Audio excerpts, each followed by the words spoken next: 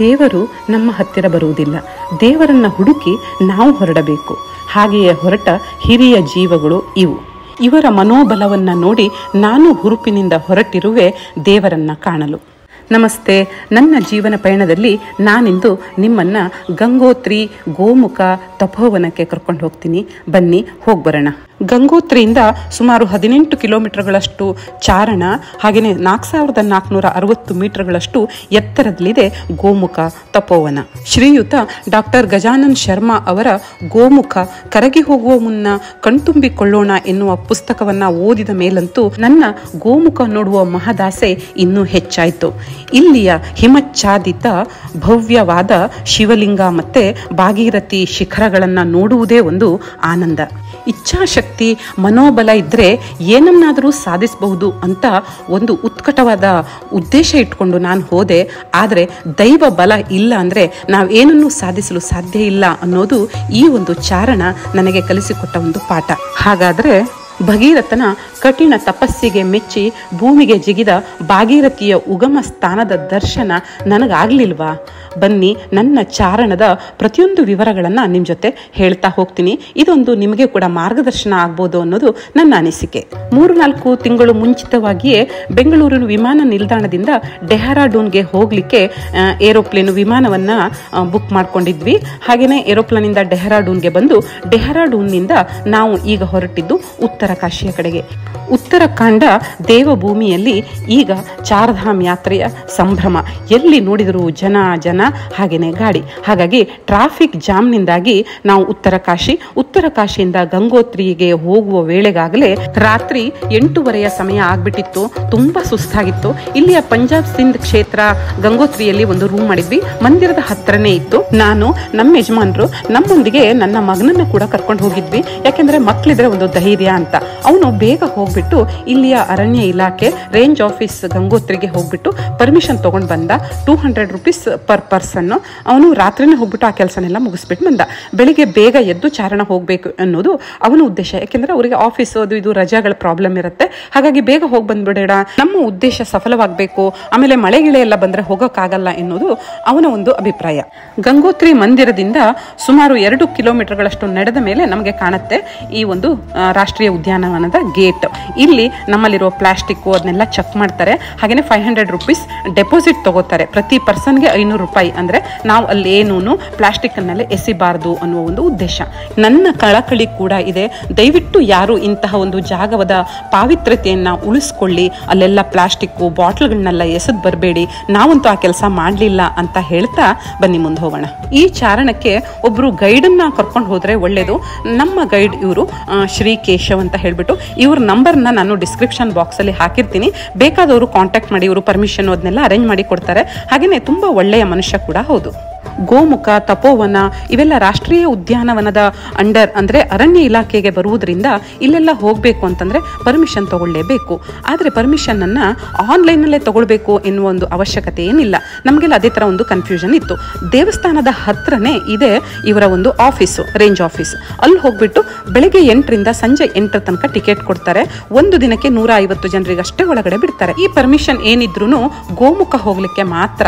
ತಪೋವನ ಹೋಗ್ಬೇಕು ಅಂತಂದ್ರೆ ನಾವು ಆನ್ಲೈನ್ ಅಲ್ಲಿ ರಿಜಿಸ್ಟ್ರೇಷನ್ ಮಾಡ್ಕೋಬೇಕಾಗತ್ತೆ. ಅದಕ್ಕೆಲ್ಲ ಸ್ವಲ್ಪ ಏಜೆಂಟ್ಸ್ ಇದ್ದಾರೆ ಈ ಗಂಗೋತ್ರಿಯಲ್ಲಿ, ಅವ್ರ ಮೂಲಕ ಮಾಡಿಸ್ಕೋಬೇಕು. ಯಾಕೆಂತಂದ್ರೆ ಅದಕ್ಕೆ ಒಂದು ಗೈಡ್ ಅಂತೂ ಅನಿವಾರ್ಯ, ಬೇಕೇ ಬೇಕು. ಹಾಗೇನೆ ಅದು ತುಂಬಾ ಕ್ಲಿಷ್ಟಕರವಾದ ಚಾರಣ ಕೂಡ ಹೌದು. ಮುಂಚೆಲ್ಲ 1000 ಗಟ್ಟಲೆ ಜನ ಹೋಗ್ತಾ ಇದ್ರಂತೆ. ಹಿಮ ಶಿಖರಗಳು ಕರಗದಂತೆ ಉಳಿಯಬೇಕು ಅಂತಂದ್ರೆ ಚಾರಣಿಗರನ್ನ ಇವರು ರಿಸ್ಟ್ರಿಕ್ಟ್ ಮಾಡಲೇಬೇಕು. ಹಾಗಾಗಿ ಒಂದು ದಿನಕ್ಕೆ 150 ಜನರಿಗಷ್ಟೇ ಪರ್ಮಿಷನ್ ಅನ್ನ ಕೊಡ್ತಾರೆ. ನಮಗೆಲ್ಲ ಗೊತ್ತೇ ಇದೆ ಜನಸಂಖ್ಯೆಯ ಹೆಚ್ಚಳ, ಪ್ಲಾಸ್ಟಿಕ್ ಉಪಯೋಗ, ಡಿಫಾರೆಸ್ಟೇಷನ್ನು, ಇದರಿಂದಾಗಿ ಜಾಗತಿಕ ತಾಪಮಾನ ಗ್ಲೋಬಲ್ ವಾರ್ಮಿಂಗ್ ಜಾಸ್ತಿ ಆಗಿಬಿಟ್ಟು ಮುಂಚೆ ಗಂಗೋತ್ರಿಯ ಪಕ್ಕದಲ್ಲಿಯೇ ಇದ್ದ ಗೋಮುಖದ ಹಿಮ ಶಿಖರ ಇಂದು 18 ಕಿಲೋಮೀಟರ್ಗಳಷ್ಟು ದೂರದಲ್ಲಿ ಅಲ್ಲೆಲ್ಲೋ ಸ್ವಲ್ಪ ಅಷ್ಟೇ ನೀರು ಜಿನುಗ್ತಾ ಇದೆ. ನಾನು ಹೇಳಿದ್ದನ್ನೆಲ್ಲ ಕೇಳ್ತಾ ನೋಡಿದ್ರಲ್ಲ ಈ ಹಾದಿ ಎಷ್ಟು ಕ್ಲಿಷ್ಟಕರವಾಗಿದೆ ಅಂತ. ಎಲ್ಲಿಂದ ಎಷ್ಟೊತ್ತಿಗೆ ತಲೆ ಮೇಲೆ ಗುಡ್ಡಗಳು ಬೀಳುತ್ತೆ ಅಂತ ಹೇಳಕ್ಕಾಗಲ್ಲ ಅಂತ ಲ್ಯಾಂಡ್ ಸ್ಲೈಡಿಂಗ್ ಜಾಗ ಇದು. ದಾರಿ ದಾರಿಯಲ್ಲಿ ಎಲ್ಲೆಲ್ಲೂ ನಮಗೆ ಏನು ಊಟದ ತಿಂಡಿಯ ವ್ಯವಸ್ಥೆ ಸಿಗೋದಿಲ್ಲ. ಸುಮಾರು 9 ಕಿಲೋಮೀಟರ್ಗಳಷ್ಟು ದೂರ ನಡೆದು ಬಂದ ಮೇಲೆ ಸಿಗುವಂಥ ಈ ಒಂದು ತಾಣ ಚೀರ್ಬಾಸ ಅಂತ ಹೇಳಿಬಿಟ್ಟು, ಇಲ್ಲಿ ಚೀಡ್ ಎನ್ನುವ ಒಂದು ಮರಗಳ ಒಂದು ಸಮೂಹ ಇರೋದ್ರಿಂದ ಈ ಜಾಗವನ್ನು ಚೀಡ್ಬಾಸ ಅಂತ ಕರೀತಾರೆ. ಇಲ್ಲಿಗೆ ಬರೋಷ್ಟೊತ್ತಿಗೆ ನಾನು ರಾತ್ರಿ ಊಟನೂ ಮಾಡಿರಲಿಲ್ಲ, ಬೆಳಗ್ಗೆ ತಿಂಡಿ ಕೂಡ ತಿಂದಿರಲಿಲ್ಲ. ಬೆಳಗ್ಗೆ 7 ಗಂಟೆಗೆ ಹೊರಟಿದ್ವಿ. ಹಾಗಾಗಿ ಈ ಜಾಗಕ್ಕೆ ಬರೋಷ್ಟೊತ್ತಿಗೆ ತುಂಬ ಸುಸ್ತಾಗ್ಬಿಟ್ಟಿತ್ತು. ಮುಂದೆ ನಡೆಯುವ ಒಂದು ತಾಕತ್ತು, ಶಕ್ತಿ ನನ್ನ ಕೈಕಾಲುಗಳಿಗೆ ಇರಲಿಲ್ಲ. ನೋಡಿ, ಸಾಯಂಕಾಲ ಆಗ್ತಾ ಇದ್ದಂಗೆ ಭಾಗೀರಥಿ ಎಷ್ಟು ರಭಸವಾಗಿ ಹರಿದು ಬರ್ತಾ ಇದ್ದಾಳೆ. ಗಂಗೋತ್ರಿಯಿಂದ ಹೊರಟು 9 ಕಿಲೋಮೀಟರ್ಗಳಷ್ಟು ನಡೆದ ಮೇಲೆ ಫಸ್ಟ್ ಸಿಗೋದು ಚೀಡ್ಬಾಸ ಎನ್ನುವ ಒಂದು ಊರು. ನಂತರ ಒಂದು 5 ಕಿಲೋಮೀಟರ್ಗಳಷ್ಟು ದೂರ ನಡೆದ ಮೇಲೆ ಸಿಗುತ್ತೆ ಭೋಜ್ಬಾಸ. ಭೋಜ್ಬಾಸದಿಂದ 5 ಕಿಲೋಮೀಟರ್ ಗೋಮುಖ, ಗೋಮುಖದಿಂದ ಮತ್ತೆ 4 ಕಿಲೋಮೀಟರ್ ತಪೋವನ. ಇದು ಚೀಡ್ಬಾಸದಲ್ಲಿನ ಕ್ಯಾಂಪ್ ಸೈಟ್ಗಳು. ಹೆಚ್ಚಿನ ಜನ ಬಂದು ಇಲ್ಲಿ ಕ್ಯಾಂಪ್ ಹಾಕೊಂಡು ಉಳಿದಿದ್ದು ಮುಂದೆ ಮತ್ತೆ ಭೋಜ್ಬಾಸ ಹಾಗೆ ತಪೋವನ ಕಡೆ ಹೋಗ್ತಾರೆ. ನಾನು ಹಾಗೆ ಇಲ್ಲಿ ಉಳಿದು ಈಗ ಇಲ್ಲೊಂದು ಬೆಳಗ್ಗೆ ಒಂದು ಒಳ್ಳೆಯ ಬ್ರೇಕ್ಫಾಸ್ಟ್ ತಿಂಡಿ ತಿಂದ್ಬಿಟ್ಟು ಈಗ ಹೋಗ್ತಾ ಇದ್ದೀವಿ ಭೋಜ್ಬಾಸದ ಕಡೆಗೆ. ಈ ಚೀಡ್ಬಾಸದಲ್ಲಿ ಉಳಿಲಿಕ್ಕೆ ಜಾಸ್ತಿ ವ್ಯವಸ್ಥೆ ಇಲ್ಲ. ಇವ್ರ ಹತ್ರ ಒಂದೇ ಒಂದು ರೂಮ್ ಇದೆ, ಅಲ್ಲೊಂದು 4 ಜನ ಮಲಗಬಹುದು ಅಷ್ಟೇ. ನಾವು ಕೂಡ ಯಾವುದೇ ಒಂದು ಕ್ಯಾಂಪ್ ಸೆಟಪ್ ಏನು ತಂದಿರಲಿಲ್ಲ. ನಾನು ಹಾಗಾಗಿ ಇವ್ರಿಗೆ ತುಂಬಾ ಧನ್ಯವಾದ ಹೇಳಲೇಬೇಕು, ಯಾಕೆಂದ್ರೆ ನಮಗೆ ಉಳಿಲಿಕ್ಕೆ ವ್ಯವಸ್ಥೆ ಮಾಡಿಕೊಟ್ರು. ಇದು ಬೆಳಗಿನ 7 ಗಂಟೆಯ ಸಮಯ. ರಾತ್ರಿ ಇವರು ತಿನ್ಲಿಕ್ಕೆ ಬಿಸಿ ಬಿಸಿಯಾದ ಕಿಚಡಿ ಕೊಟ್ಟಿದ್ರು. ಹಾಗಾಗಿ ತುಂಬಾ ಅಂದ್ರೆ ತುಂಬಾ ಖುಷಿ ಆಯ್ತು. ಯಾಕೆಂತಂದ್ರೆ ಊಟ ಇರಲಿಲ್ಲ, ಹಸುವಾಗ್ಬಿಟ್ಟಿತ್ತು, ಏನೋ ಸಂಕಟ ಆಗ್ತಾ ಇತ್ತು ಚಳಿಗೆ. ಹಾಗಾಗಿ ಒಂದೊಳ್ಳೆ ಊಟ ಮಾಡಿ ಬೆಳಿಗ್ಗೆ ಮತ್ತೆ ಮ್ಯಾಗಿ, ಕಾಫಿ, ಟೀ ಕುಡಿದ್ಬಿಟ್ಟು ಈಗ ಹೊರಟಿದೀವಿ. ನಾನು ಈ ಚಾರಣವನ್ನ ಕಂಪ್ಲೀಟ್ ಮಾಡ್ತೀನೋ ಇಲ್ವೋ ಅಂದ್ಕೊಂಡಿದ್ದೆ, ಆದ್ರೆ ಒಂದೊಳ್ಳೆ ಊಟ ತಿಂಡಿ ಎಲ್ಲ ತಿಂದ್ಬಿಟ್ಟು ಈಗ ಶಕ್ತಿ ಬಂದ್ಬಿಟ್ಟಿದೆ. ಈಗ ಮತ್ತೆ ಮುಂದೆ ನಡೆಯುವ ಒಂದು ಉತ್ಸಾಹ, ಹಾಗಾಗಿ ಮುಂದೆ ಹೊರಟಿದ್ದೇನೆ. ಈ ಜಾಗ ಕೆಲವಷ್ಟು ಕಡೆ ತುಂಬಾ ಲ್ಯಾಂಡ್ ಸ್ಲೈಡಿಂಗ್ ಜಾಗ, ಅದೆಲ್ಲ ಗೈಡ್ಗಳಿಗೆ ಗೊತ್ತಿರುತ್ತೆ. ಅವ್ರು ನಮಗೆ ಗೈಡ್ ಮಾಡ್ತಾ ಹೋಗ್ತಾರೆ. ಹಾಗಾಗಿ ಗೈಡ್ಗಳನ್ನ ತಗೊಂಡು ಹೋಗೋದು ಒಳ್ಳೇದು. ನಮ್ಮ ಪಕ್ಕನೆ ಭಾಗೀರಥಿ ರಭಸವಾಗಿ ಹರಿತಾ ಇರ್ತಾಳೆ, ಅಲ್ಲಲ್ಲಿ ಹಿಮ ಶಿಖರಗಳು ಕಾಣಿಸ್ತಾ ಇರುತ್ತೆ. ಏನೋ ಒಂದು ಆನಂದ, ಏನೋ ಒಂದು ಸಾಧನೆ, ಒಂದು ಮನೋಭಾವ ಇರುತ್ತೆ ಈ ಒಂದು ಟ್ರೆಕ್ಕಿಂಗ್ ನಲ್ಲಿ. ನೋಡಿ, ಇವೆಲ್ಲ ಸ್ವಲ್ಪ ರಿಸ್ಕಿ ಪ್ಲೇಸಸ್ಸು. ಯಾಕೆಂತಂದ್ರೆ ಒಂದು ಗಾಳಿ ಬಂದ್ರೂ ಕಲ್ಲಿನ ಮಣ್ಣು ಎಲ್ಲ ರಸ್ತೆಗೆ ಬಂದ್ಬಿಡುತ್ತೆ. ಸಣ್ಣದಾದ ರಸ್ತೆ, ಕಿರಿದಾದ ರಸ್ತೆ. ಗೈಡ್ಸ್ಗಳು ಹಾಗೇನಾದ್ರೂ ಆಪತ್ತಾದಾಗ ಅವ್ರಿಗೆ ಬೇರೆ ದಾರಿಯೆಲ್ಲ ಗೊತ್ತಿರುತ್ತೆ, ಹೇಗೋ ನಮ್ಮನ್ನ ಪಾರ್ ಮಾಡ್ಕೊಂಡು ಕರ್ಕೊಂಡು ಹೋಗ್ತಾರೆ. ಇಲ್ಲಿಯ ಭೂ ರಚನೆನೇ ಹೀಗೆ, ಮಣ್ಣು ಕಲ್ಲು ಎಲ್ಲ ಗಟ್ಟಿಯಾಗಿ ಇರಲ್ಲ, ಅದೆಲ್ಲ ಸಡಿಲವಾಗಿರೋದ್ರಿಂದ ಬೇಗ ಜಾರಿ ಬಿದ್ದ್ಬಿಡುತ್ತೆ. ಬಿದ್ದ ಈ ಮಣ್ಣೆಲ್ಲ ಹೋಗ್ಬಿಟ್ಟು ಭಾಗೀರಥಿನ ಸೇರ್ಕೊಳ್ಳುತ್ತೆ. ಹಾಗಾಗಿ ಭಾಗೀರಥಿಯ ಬಣ್ಣ ಕೂಡ ಇಲ್ಲಿ ಮಣ್ಣಿನ ಬಣ್ಣನೇ ಇರುತ್ತೆ. ನಾವು ನಮ್ಮ ಶರೀರ ತಗೊಂಡು ಹೋಗೋದೇ ಕಷ್ಟ, ಅಂಥದ್ರಲ್ಲಿ ಪೋರ್ಟರ್ಸ್ ಎಲ್ಲ ಹೆವಿ ಲಗೇಜ್ ಎಲ್ಲ ಇಟ್ಕೊಂಡು ಸಾಕ್ತಾ ಇರ್ತಾರೆ. ಅವ್ರನ್ನೆಲ್ಲ ನೋಡುವಾಗ ನಿಜವಾಗ್ಲೂ ನಮಗೆ ತುಂಬಾ ಆಶ್ಚರ್ಯ ಆಗುತ್ತೆ. ನಾನು ಈ ಟೈಮ್ನಲ್ಲಿ ಒಂದು ತಪ್ಪು ಮಾಡಿಬಿಟ್ಟೆ. ನನಗೆ ಸುಸ್ತಾಯಿತು. ನಾನು ಮತ್ತು ನಮ್ಮ ಮನೆಯವರು ಚೀರ್ಬಾಸದಲ್ಲಿ ಉಳ್ಕೊಂಡ್ವಿ. ಆದರೆ ಮಗನಿಗೆ ಏನು ಮಾಡಿದೆ, ನನ್ನಿಂದ ನಿನಗೆ ಗೋಮುಖ ಮತ್ತು ತಪೋವನ ನೋಡೋದು ಸಾಧ್ಯ ಆಗದೆ ಇದ್ದರೆ ಕಷ್ಟ ಅಂತ ಹೇಳಿಬಿಟ್ಟು ಒಬ್ಬರು ಗೈಡ್ ಜೊತೆಗೆ ನೀನು ಹೋಗ್ಬಿಡು, ಮುಂದೆ ಭೋಜ್ಬಾಸದಲ್ಲಿ ನೀನು ಉಳ್ಕೋ, ನಾನು ನಾಳೆ ನಿನ್ನನ್ನು ಚೆನ್ನಾಗಿದ್ದರೆ ಭೋಜ್ಬಾಸಕ್ಕೆ ಬರ್ತೀನಿ, ಮತ್ತು ಎಲ್ಲರೂ ಸೇರಿಬಿಟ್ಟು ಗೋಮುಖ ಮತ್ತು ತಪೋವನ ಹೋಗೋಣ ಅಂತ ನಾನು ಅವನಿಗೆ ಹೇಳಿದ್ದೆ. ಆದರೆ ಬೆಳಿಗ್ಗೆ ಇಲ್ಲೆಲ್ಲ ಫೋನಿನ ಸಂಪರ್ಕದ ಕೊರತೆ, ವೈರ್ಲೆಸ್ ಕಾಂಟ್ಯಾಕ್ಟ್ ಈ ಅರಣ್ಯ ಇಲಾಖೆಯವರ ಮೂಲಕ ಮಾಡಬೇಕಾಗತ್ತೆ. ಆದರೆ ಅವ್ರಿಗೇನೋ ಬ್ಯಾಟ್ರಿ ಲೋ ಇದೆ ಹಾಗೆ ಹೀಗೆ ಅಂದ್ಬಿಟ್ಟು ನನಗೆ ಆ ಲೈನ್ ಸಿಕ್ಕಿದ್ದು 7 ಗಂಟೆಗೆ.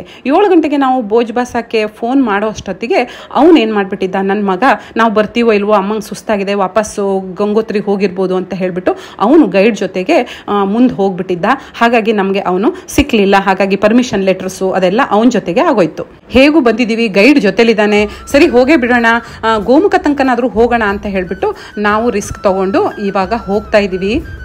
ಹೀಗೆ ತುಂಬ ಕ್ಲಿಷ್ಟಕರವಾದ ಹಾದಿಯನ್ನೆಲ್ಲ ಹೋಗಿ ಪಾಸ್ ಆಗಾದ್ಮೇಲೆ ನಮಗೆ ಕಂಡಿದ್ದು ದೂರದಲ್ಲಿ ಭೋಜ್ಬಾಸ ಒಂದು ಪುಟ್ಟ ಗ್ರಾಮ ಥರ ಇದೆ. ನೋಡಲಿಕ್ಕೂ ತುಂಬ ಸುಂದರವಾಗಿದೆ. ಇಲ್ಲಿ ಉಳ್ಕೊಳ್ಳಿಕ್ಕೆ ಆಶ್ರಮದ ವ್ಯವಸ್ಥೆ ಎಲ್ಲ ಇತ್ತು. ನಾವು ಕೂಡ ಒಂದು ಆಶ್ರಮದಲ್ಲೇ ತಂಗಿದ್ವಿ. ಇದು ನಾನು ಮೇಲಿಂದ ತೆಗೆದ ಫೋಟೋ. ಕೆಳಗಡೆ ಹೋಗಬೇಕು. ಕೆಳಗಡೆ ಒಂದು ಟ್ರಾಲಿ ಇದೆ. ಆ ಟ್ರಾಲಿ ಮೂಲಕ ಭಾಗೀರಥಿ ನದಿಯನ್ನು ದಾಟಿ ಆ ಕಡೆ ದಡಕ್ಕೆ ಹೋಗ್ಬಿಟ್ಟು ಅಲ್ಲಿಂದ ಒಂದು ಪುಟ್ಟ ಮಾರ್ಗ ಇದೆ. ಆ ಮಾರ್ಗದ ಮೂಲಕ ಒಂದು 4 ಕಿಲೋಮೀಟರ್ ಹೋದ್ಮೇಲೆ ನಮಗೆ ಗೋಮುಖ ಕಾಣುತ್ತೆ. ಹಾಗೇನೆ ಅಲ್ಲಿಂದ ಮತ್ತೆ ಮೇಲೇರಿ ಹೋದ್ರೆ ತಪೋವನಕ್ಕೆ ಹೋಗಬೇಕು. ಆದರೆ ಈ ಹಂತದಲ್ಲಿ ನನ್ನ ಜೊತೆಗಿದ್ದ ಗೈಡು ಪರ್ಮಿಷನ್ ಲೆಟರ್ ಮಗನ ಹತ್ರ ಇದೆ, ಪರ್ಮಿಷನ್ ಲೆಟರ್ ಇಲ್ಲದೆ ಕರ್ಕೊಂಡು ಹೋಗಲ್ಲ ಟ್ರಾಲಿನಲ್ಲಿ ಅಂತ ಹೇಳ್ಬಿಟ್ಟು ಈ ದಾರಿನಲ್ಲಿ ಕರ್ಕೊಂಡು ಬಂದ. ನೋಡಿ, ಅಲ್ಲಿ ಕಾಣಿಸ್ತಾ ಇದೆಯಲ್ವಾ ದೂರದಲ್ಲಿ, ಅದು ಶಿವಲಿಂಗ್ ಪೀಕು. ಹಾಗೇನೆ ಪಕ್ಕದಲ್ಲಿ ಕಾಣಿಸ್ತಾ ಇದೆಯಲ್ಲ, ಅದು ಭಾಗೀರಥಿ ಪೀಕು. ಇದರ ಕೆಳಗಡೆಯಿಂದನೇ ಭಾಗೀರಥಿ ಹುಟ್ಟಿ ಬರ್ತಾಳೆ, ಅದೇ ಗೋಮುಖ. ನದಿ ದಾಟಿ ಹೋದ್ರೇನೆ ನಮಗೆ ಗೋಮುಖ ಹೋಗ್ಲಿಕ್ಕಾಗತ್ತೆ. ಈ ಪಕ್ಕದಲ್ಲಿ ನಾವು ಎಷ್ಟು ದೂರ ನಡೆದು ಹೋದ್ರೂ ಗೋಮುಖ ನೋಡ್ಲಿಕ್ಕೆ ಆಗಲ್ಲ.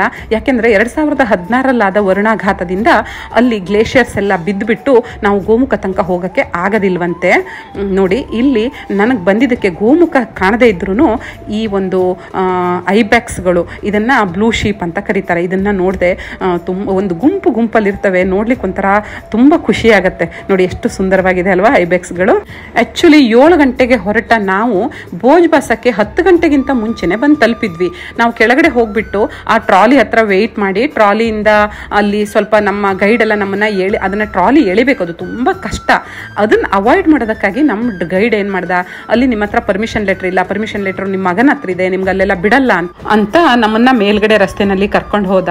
ಆದ್ರೆ ಆ ಮೇಲ್ಗಡೆ ರಸ್ತೆನಲ್ಲಿ ನಾನು ನಿಮ್ಗೆ ಹೇಳ್ತೀನಿ, ನೀವು ಕೂಡ ದಯವಿಟ್ಟು ಅಲ್ಲೆಲ್ಲ ಹೋಗ್ಬೇಡಿ. ಯಾಕೆಂತಂದ್ರೆ ಅಲ್ಲಿ ನಿಮ್ಗೆ ಗೋಮುಖ ಸಿಗ್ಲಿಕ್ಕೆ ಆಗಲ್ಲ. ಹೇಗಾದ್ರೂ ಪರ್ಮಿಷನ್ ಲೆಟರ್ ಇಟ್ಕೊಂಡು ಈ ಒಂದು ಟ್ರಾಲಿ ಮೂಲಕನೇ ಹೋಗ್ಬಿಟ್ಟು ಗೋಮುಖ ಮತ್ತೆ ತಪೋವನ ನೋಡ್ಕೊಂಡು ಬನ್ನಿ. ಗೋಮುಖದಿಂದ ಹರಿದು ಬರುವ ಈ ಭಾಗೀರಥಿ ನೀರನ್ನ ತೆಗೆದುಕೊಂಡು ಅಲ್ಲೇ ಪುಟ್ಟ ಮಂದಿರಕ್ಕೆ ಹೋಗಿ ಅಲ್ಲಿಯ ಈಶ್ವರನಿಗೆ ಅಭಿಷೇಕವನ್ನ ಮಾಡಿ ತೃಪ್ತಳಾದೆ. ಇದು ನಾವಿದ್ದ ಒಂದು ಪುಟ್ಟ ಆಶ್ರಮ. ಇದು ನಮಗೆ ಅವ್ರು ಕೊಟ್ಟಂತ ಒಂದು ರೂಮು. ನಮಗೆ ಊಟ ಮತ್ತೆ ರೂಮು ಎಲ್ಲ ಸೇರಿ ಪರ್ ಪರ್ಸನ್ 500 ರೂಪೀಸ್ ತಗೊಂಡ್ರು. ಈ ಭೋಜ್ಬಾಸದಲ್ಲಿ ಘರ್ವಾಲ್ ಮಂಡಲ್ ನಿಗಮ್ ಅವರದ್ದು ಅಕೊಮಿಡೇಷನ್ ಕೂಡ ಇದೆ. ಅವರು ಕೂಡ ಊಟ ಮತ್ತೆ ರೂಮ್ಸ್ ಎಲ್ಲ ಕೊಡ್ತಾರೆ. ಆದರೆ ಸ್ವಲ್ಪ ಕಾಸ್ಟ್ಲಿ, 1000-2000 ರೂಪಾಯಿ ಆಗಿದೆ. ಬಟ್ ಈ ಆಶ್ರಮದಲ್ಲಿ ಬರೀ 500 ರೂಪಾಯಿ ತಗೋತಾರೆ. ಹಿಂದಿನ ದಿನನೇ ಬಂದಿದ್ರಿಂದ ನನ್ನ ಮಗ ಬೇಗ ಎದ್ಬಿಟ್ಟು ಟ್ರಾಲಿನಲ್ಲಿ ಅವನ ಗೈಡ್ ಜೊತೆಗೆ ಪರ್ಮಿಷನ್ ಲೆಟರ್ ಎಲ್ಲ ಇಟ್ಟುಕೊಂಡು ತಪೋವನಕ್ಕೆ ಹೋದ. ನೋಡಿ, ತಪೋವನದ ಹಾದಿ ತುಂಬಾ ಕ್ಲಿಷ್ಟಕರ ಅಂತೆ, ರಸ್ತೆನೇ ಇರೋದಿಲ್ಲಂತೆ, ಹಾಗೆ ಹೋಗ್ಬೇಕು ಅಂತೆಲ್ಲ ಹೇಳ್ತಾ ಇದ್ದ. ನೋಡಿ, ಇದು ಅವನು ಸೆರೆ ಹಿಡಿದು ತಂದಂತಹ ಸುಂದರವಾದ ತಪೋವನದ ದೃಶ್ಯ. ಒಂದ್ಸಲ ನಾವು ತಪೋವನ ರೀಚ್ ಆದ್ಮೇಲೆ ಅಲ್ಲಿಂದ 360 ಡಿಗ್ರಿ ವ್ಯೂ ಇದೆಯಂತೆ. ಹಾಗೇನೆ ಮೌನಿ ಬಾಬಾ ಆಶ್ರಮದಲ್ಲಿ ಅವರ ಆಶೀರ್ವಾದ ಪಡೆದು ಅವರಿಂದ ಸತ್ಕಾರ ಕೂಡ ಸ್ವೀಕರಿಸಿಕೊಂಡು ಬಂದ. ನನಗೂ ಈ ತಪೋವನಕ್ಕೆ ಹೋಗಬೇಕು, ಮೌನಿ ಬಾಬಾ ಆಶ್ರಮದಲ್ಲಿ ಒಂದು ದಿನ ತಂಗಿದ್ದು ಮೆಡಿಟೇಷನು ಧ್ಯಾನ ಎಲ್ಲ ಮಾಡಿಕೊಂಡು ಎಲ್ಲಾದರೂ ಈಶ್ವರ ಸಿಗ್ತಾನ ನೋಡಬೇಕು ಅಂತೆಲ್ಲ ತುಂಬ ಆಸೆ ಇತ್ತು. ಅದೇ ನಾನು ಹೇಳಿದ್ನಲ್ಲ, ಇಚ್ಛಾಶಕ್ತಿ ಕ್ರಿಯಾಶಕ್ತಿ ಇದ್ದರೂ ಕೂಡ ದೈವ ಬಲ ಇಲ್ಲ ಅಂತಂದರೆ ನಮ್ಗೆ ಏನೂ ಸಿಗೋದಿಲ್ಲ ಅಲ್ವಾ. ಹಾಗೆ ಆಯಿತು ನನಗೆ ಈ ಒಂದು ಪ್ರವಾಸದ ಅನುಭವ. ಇದೇ ಗೋಮುಖ ಭಾಗೀರಥಿಯ ಉಗಮ ಸ್ಥಾನ. ಹೀಗೆ ಒಂದು ದಿನ ಚೀರ್ಬಾಸ, ಒಂದು ದಿನ ಭೋಜ್ಬಾಸದಲ್ಲಿ ತಂಗಿದ್ದು ನನ್ನ ಮಗ ಸಾಯಂಕಾಲದಷ್ಟೊತ್ತಿಗೆ ವಾಪಸ್ ಬಂದ. ನೆಕ್ಸ್ಟ್ ಡೇ ಬೆಳಗ್ಗೆ ಎದ್ಬಿಟ್ಟು ನಾವು ಮತ್ತೆ ಗಂಗೋತ್ರಿಯತ್ತ ನಮ್ಮ ಪಯಣವನ್ನು ಬೆಳೆಸಿದೆವು. ಈ ಒಂದು ನನ್ನ ಪ್ರಯತ್ನ ನಿಮಗೆ ಇಷ್ಟ ಆಯಿತು ಅಂತ ಅಂದ್ಕೋತೀನಿ. ನನ್ನ ಜೀವನ ಪಯಣಕ್ಕೆ ಜೊತೆಯಾಗಿದ್ದಕ್ಕೆ ಧನ್ಯವಾದಗಳು. ಲೈಕ್ ಮಾಡಿ, ಶೇರ್ ಮಾಡಿ, ಹಾಗೆಯೇ ಸಬ್ಸ್ಕ್ರೈಬ್ ಮಾಡೋದನ್ನು ಮರಿಬೇಡಿ. ನೀವೇನಾದರೂ ಇಲ್ಲಿ ಚಾರಣ ಬಂದರೆ ಒಂದು ದಿನ ಗಂಗೋತ್ರಿಯಲ್ಲಿ ತಂಗಿದ್ದು ಸ್ವಲ್ಪ ಆ ವಾತಾವರಣಕ್ಕೆ ನಮ್ಮ ಶರೀರ ಅಡ್ಜಸ್ಟ್ ಆದಮೇಲೆ ಮುಂದೆ ಗೋಮುಖ ಕಡೆ ಪ್ರಯಾಣ ಮಾಡಿ. Happy 30th marriage anniversary my dear. ಧನ್ಯವಾದಗಳು.